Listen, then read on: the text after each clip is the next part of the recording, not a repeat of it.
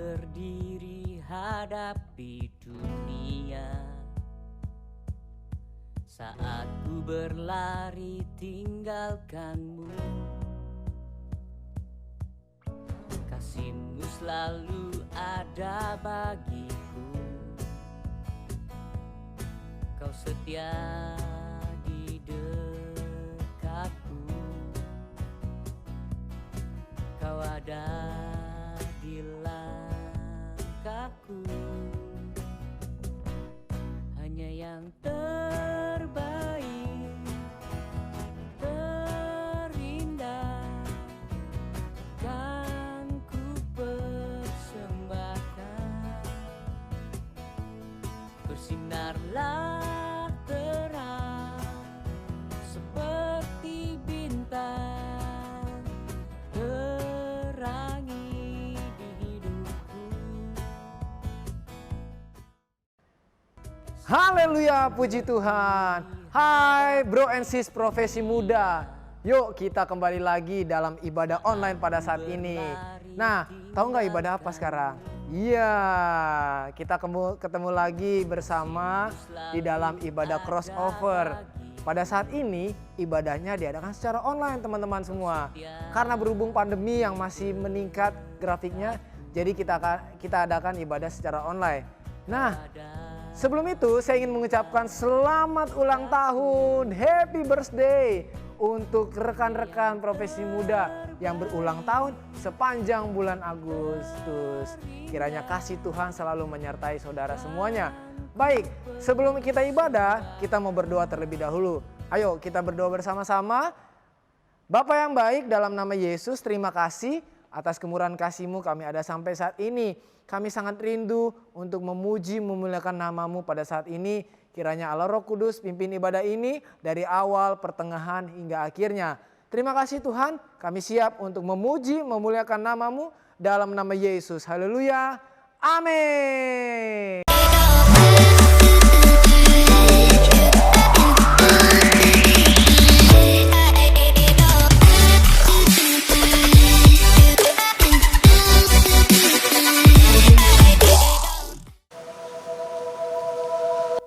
Rekan-rekan muda crossover, kembali kita berkumpul bersama walau dengan keadaan PPKM, tetapi sekiranya tidak mengurangi rasa sukacita kita dalam menikmati hadirat Allah, dalam memuji Tuhan, dalam menyembah Tuhan. Puji Tuhan.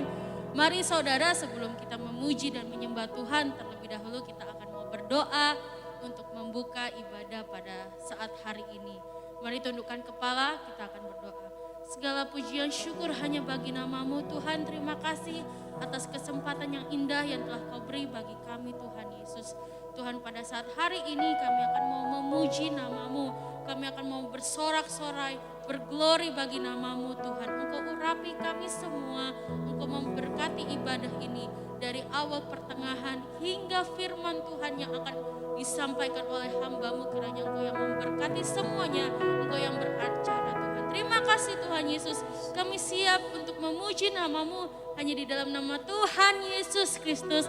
Haleluya, amin. Mari rekan-rekan muda crossover, kita menyanyikan pujian Kaulah satu-satunya, bahwa Tuhan adalah satu-satunya dalam kehidupan kita.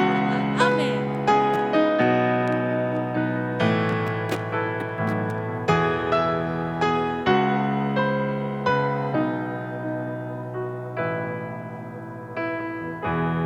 Kaulah satu-satunya,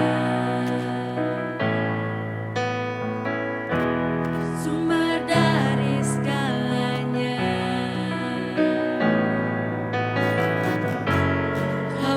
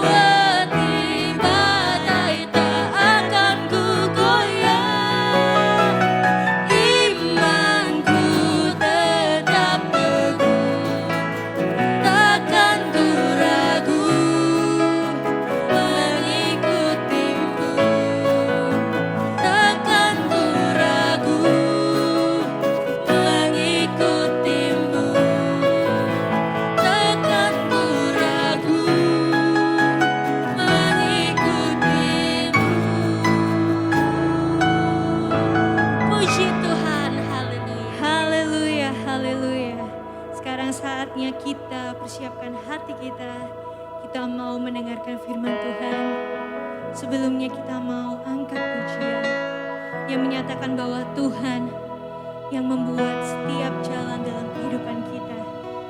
Dialah yang menyentuh hati kita. Dialah yang bekerja di antara kita semua. Di tempat ini, di tempat rekan-rekan saat ini berada, percayalah bahwa Yesus ada di sana, menyediakan jalan bagi kita semua.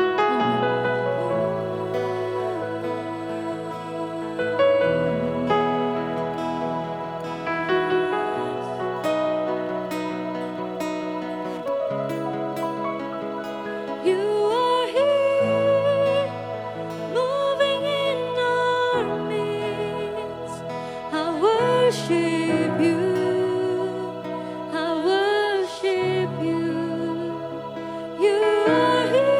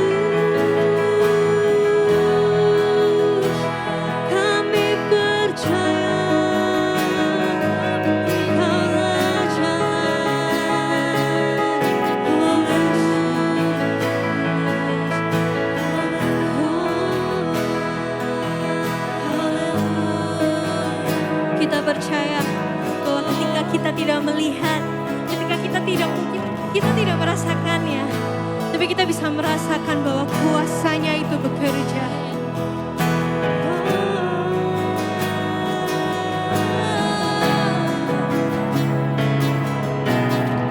Even when I don't see it, you working.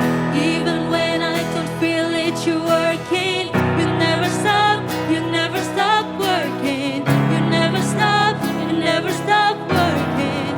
Even when I don't see it, you working. Even when I don't feel it, you working.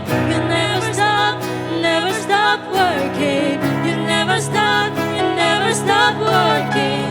Even when I don't see it, you working. Even when I don't feel it, you working. You never stop working. You never stop working. Even when I can see it, you working. Even when I don't feel it, you working. You never stop working. You never stop working.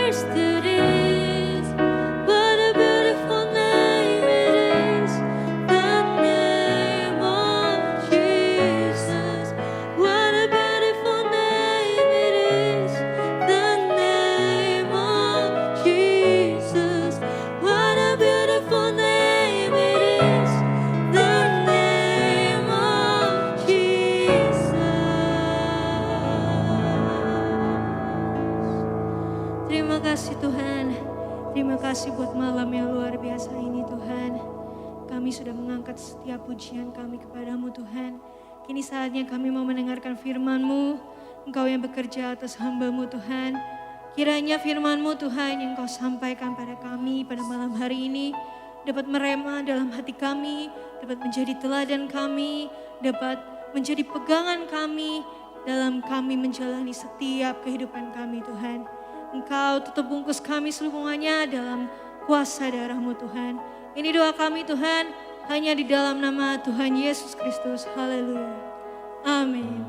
What a beautiful name it is, the name of Jesus. Halo rekan-rekan muda crossover, dimanapun kalian berada, puji Tuhan. Kembali lagi pada saat ini kita mau mendengarkan kebenaran firman Tuhan, puji Tuhan. Dan mari sama-sama kita mau buka Alkitab kita akan mendengarkan kebenaran firman Tuhan. Dan pada kesempatan ini saya diberikan judul yaitu Managing Emotion. Ya, tentang mengelola perasaan. Bagaimana kita mengelola perasaan, dan pada saat ini yaitu berbicara tentang anger atau amarah. Ya, rekan-rekan yang dikasihi oleh Tuhan Yesus Kristus, dalam setiap kehidupan orang percaya tentunya Allah ingin supaya kita memiliki pertumbuhan rohani.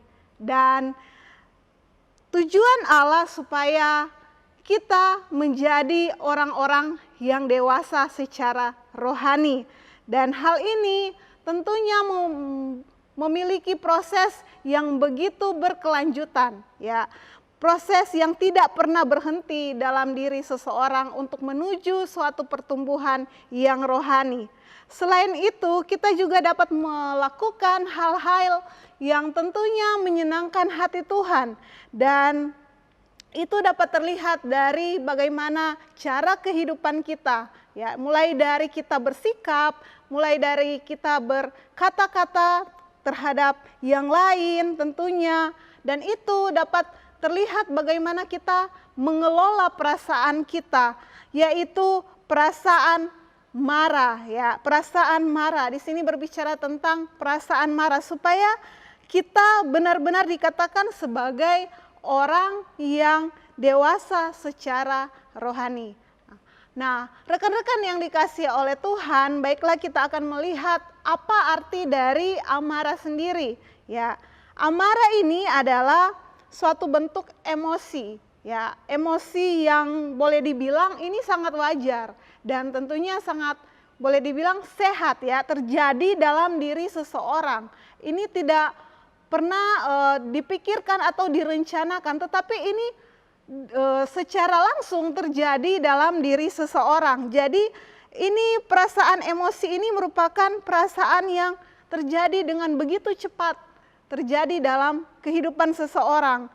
Dan ini boleh dibilang adalah sesuatu yang sangat berbahaya. Perasaan marah ini adalah sesuatu yang sangat berbahaya dalam diri seseorang bila dia tidak dapat mengendalikan atau dia perasaan marah ini tidak dapat dikendalikan. Nah, ini merupakan sesuatu yang sangat berbahaya dalam diri seseorang.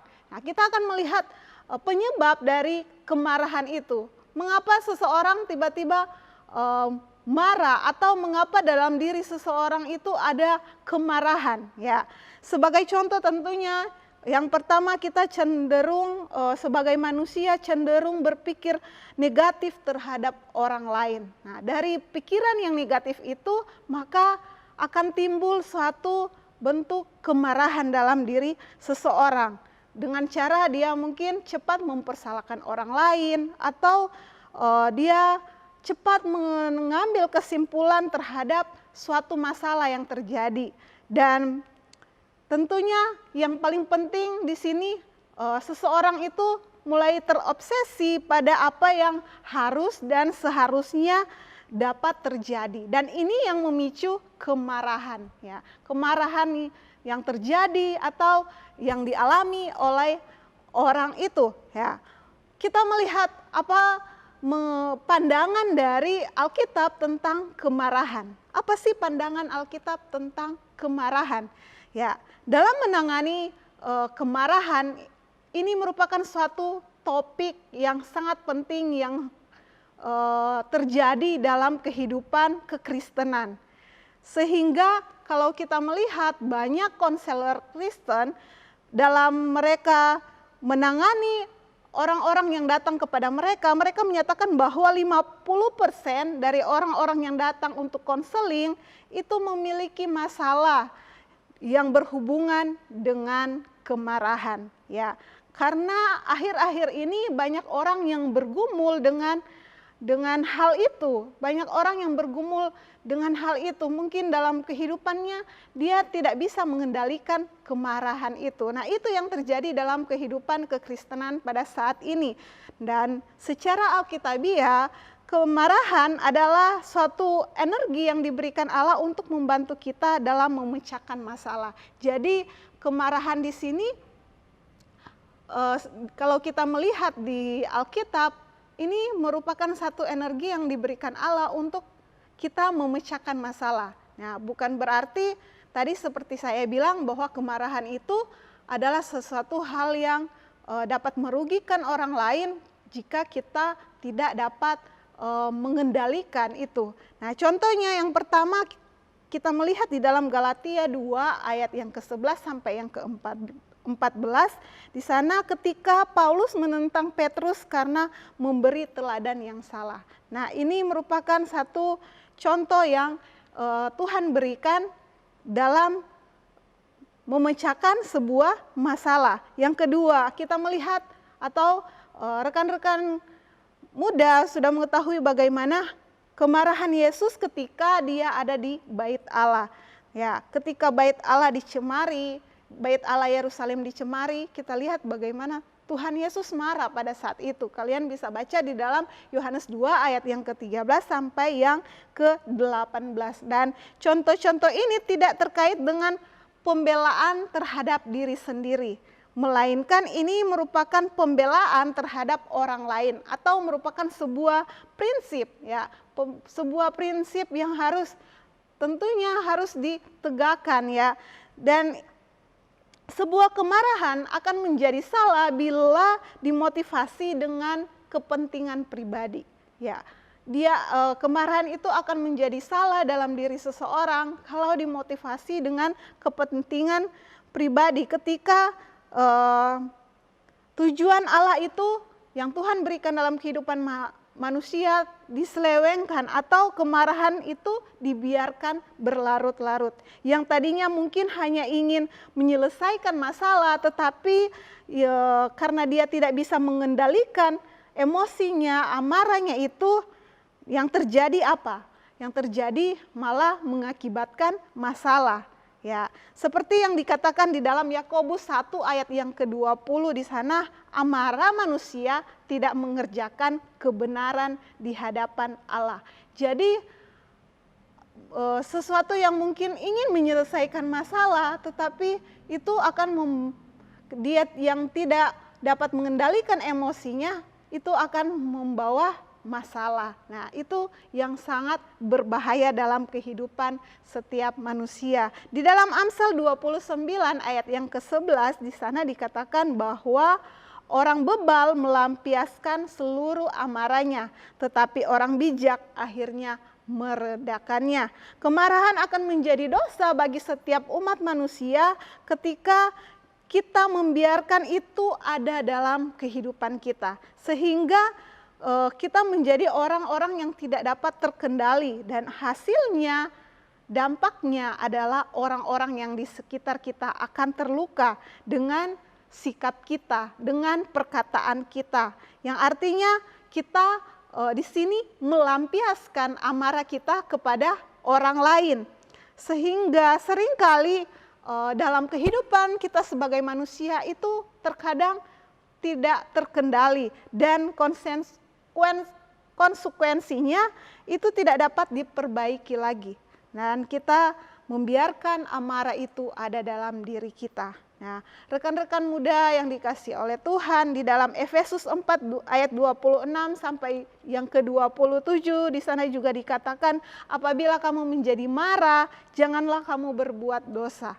Janganlah matahari terbenam sebelum padam amarahmu, dan janganlah beri kesempatan kepada iblis. Kemarahan juga dapat mengakibatkan seseorang itu berdosa apabila orang yang marah itu menolak untuk orang lain menenangkan dia, atau di dalam dirinya dia menyimpan dendam kepada orang lain, atau boleh dibilang kemarahan itu dia biarkan terus ada di dalam kehidupannya, dan hal ini akan mengakibatkan depresi atau dia akan menjadi orang yang mudah tersinggung. Mulai dari hal yang kecil akan menjadi hal yang besar. Tetapi kalau kita melihat di sini, firman Tuhan menasihatkan kita untuk jangan berbuat dosa ketika kita marah. Karena ketika kita membiarkan amarah itu dalam kehidupan kita ada, maka itu sama saja kita memberikan kesempatan kepada iblis. Kesempatan kepada iblis untuk menguasai kehidupan kita. Dan pada saat ini kita mau belajar bagaimana cara kita mengatasi setiap amarah di dalam kehidupan kita. Yang pertama, tentunya kita mengalahkan setiap kejahatan dengan kebaikan. Di dalam Roma 12 ayat yang ke-21 di sana dikatakan, janganlah kamu kalah terhadap kejahatan, tetapi kalahkanlah kejahatan dengan kebaikan. Ini merupakan salah satu kunci yang dapat mengubah setiap kehidupan kita yang mungkin tadinya kita penuh dengan kemarahan, tetapi itu akan mengubah kita menjadi sebuah kasih. Kita memiliki sebuah kasih di dalam diri kita. Ketika sebuah tindakan mengalir dari hati kita, maka kita akan dapat diubahkan oleh tindakan kita itu. Artinya kita dapat mengubah perasaan kita terhadap orang lain. Ya, dengan cara kita mengubah pilihan kita untuk kita bertindak terhadap orang itu. Ketika seseorang mungkin menyinggung perasaan kita sehingga membuat kita marah, kita tentunya yang tadinya mungkin kita langsung marah terhadap orang itu, tetapi karena ada kasih di dalam diri kita, maka kita mulai memaafkan dia, kita mulai menerima dia, kita mulai berdoa untuk dia. Artinya di sini kita di dalam diri kita mulai ada kasih, kita mulai mengasihi orang itu. Kita tidak akan marah, yang tadinya marah kita tidak akan marah lagi kepada orang itu, tetapi apa yang kita lakukan, kita mengasihi dia. Kita mulai berdoa untuk dirinya. Itu yang dilakukan ya. Bagaimana cara kita mengatasi setiap kemarahan yang ada di dalam kehidupan kita. Yang kedua, cara yang kedua yaitu kita mengakui atas setiap kemarahan kita. Di dalam Amsal 28 ayat yang ke-13, di sana dikatakan, siapa menyembunyikan pelanggarannya tidak akan beruntung, tetapi siapa mengakuinya dan meninggalkannya akan disayangi. Rekan-rekan muda yang dikasihi oleh Tuhan, kita tentunya dapat mengatasi setiap kemarahan di dalam kehidupan kita. Ketika kita menyadari dan kita mengakui kemarahan itu, ya, kita dapat mengatasi kemarahan itu. Kalau di dalam diri kita, kita mengakui dan kita menyadari akan kemarahan itu dengan kita tidak mempersalahkan orang lain, artinya kita membuka diri, kita menerima bahwa iya, itu adalah sesuatu yang salah. Dan tentunya hal ini kita perlu akui di hadapan Tuhan. Kita perlu mengakui di hadapan Tuhan bahwa apa yang kita lakukan itu sudah menyakiti orang lain. Atau kemarahan yang sudah meluap-luap yang mungkin kita sudah berikan kepada orang lain. Kita mau akui itu di hadapan Tuhan. Artinya kita mau mengakui atas setiap kelemahan kita.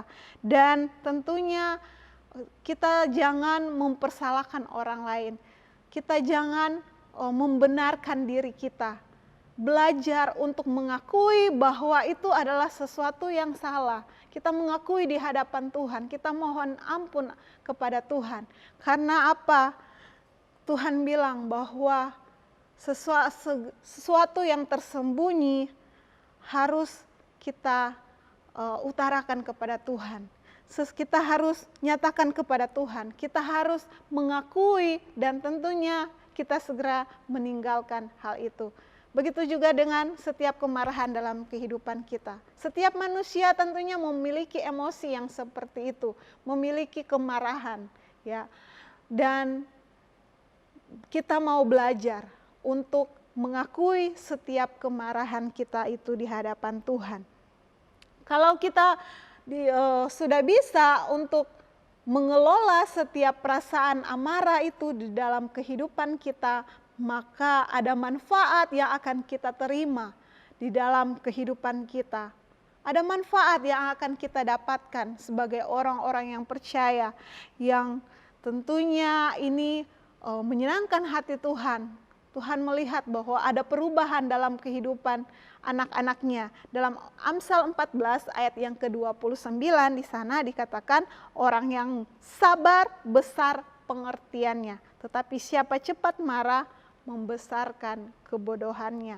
Ketika kita dapat mengatasi setiap kemarahan di dalam diri kita, maka ada manfaat yang akan kita rasakan, yaitu kita menjadi orang yang sabar. Kita menjadi orang-orang yang menang di dalam Tuhan. Karena orang yang sabar itu adalah orang yang tahu memaafkan kesalahan orang lain. Dia tahu memaafkan dirinya sendiri. Dan tentunya dia juga tahu menjaga dirinya. Artinya dia tahu meredakan setiap kemarahannya itu. Dia mengerti dan tahu apa yang harus dia lakukan terhadap kemarahannya. Itulah orang yang sabar. Artinya dia bisa mengendalikan dirinya sendiri dengan kemarahannya itu. Ya, itu manfaat bagi setiap orang yang tentunya tahu mengelola setiap perasaan marah di dalam kehidupannya. Mari rekan-rekan muda yang dikasihi Tuhan, kita sebagai manusia yang tentunya memiliki banyak keterbatasan. Mungkin kita sering marah atau emosi itu terkadang keluar secara begitu cepat dalam kehidupan kita. Mungkin ada sesuatu masalah yang kita alami, tetapi mari sebagai anak Tuhan jangan biarkan itu amarah itu yang menguasai kehidupan kita, tetapi kita yang harus menguasai, kita yang harus belajar untuk menyadari akan setiap kelemahan kita. Tentunya di sini berbicara tentang bagaimana kita mengelola perasaan marah di dalam kehidupan kita. Jangan biarkan perasaan marah itu merugikan orang lain. Tetapi mari kita belajar sebagai anak-anak Tuhan, kita belajar untuk memiliki kesabaran di dalam setiap kehidupan kita. Ya, kita harus berlatih memberikan respon yang benar sehingga menjadi sebuah kebiasaan yang baru di dalam diri kita, terlebih dalam kita mengelola perasaan kita sehingga itu tidak mendatangkan dosa di dalam diri kita. Dan dari kebiasaan itu membawa kita semakin hari semakin dewasa di dalam Tuhan dengan terlihat dari bagaimana kita mengelola perasaan kita. Puji Tuhan, demikianlah kebenaran firman Tuhan yang dapat saya bagikan pada saat ini. Kiranya dapat memberkati setiap rekan-rekan muda dimanapun berada. Tuhan Yesus memberkati. Mari kita satu di dalam doa. Bapa yang baik, terima kasih untuk kebenaran firman-Mu pada saat ini yang sudah kami dengar, yang menegur kami, yang menasihati setiap kami Tuhan, agar kami dapat bisa mengendalikan amarah, dapat bisa mengendalikan emosi kami dengan baik. Roh Kudus, pimpinlah di dalam setiap kehidupan kami sehari-hari, agar kehidupan kami dapat bisa menyenangkan hati Tuhan. Terima kasih Bapakku yang baik, materaikan tanamkan firman-Mu dalam setiap hati dan pikiran kami. Roh Kudus, bantu kami agar kami bisa melakukan kebenaran firman-Mu dengan baik. Terima kasih Tuhan, dalam nama Yesus kami sudah berdoa dan mengucap syukur. Haleluya, amin. Puji Tuhan, kita telah beribadah, kita telah memuji Tuhan dan mendengarkan kebenaran firman Tuhan.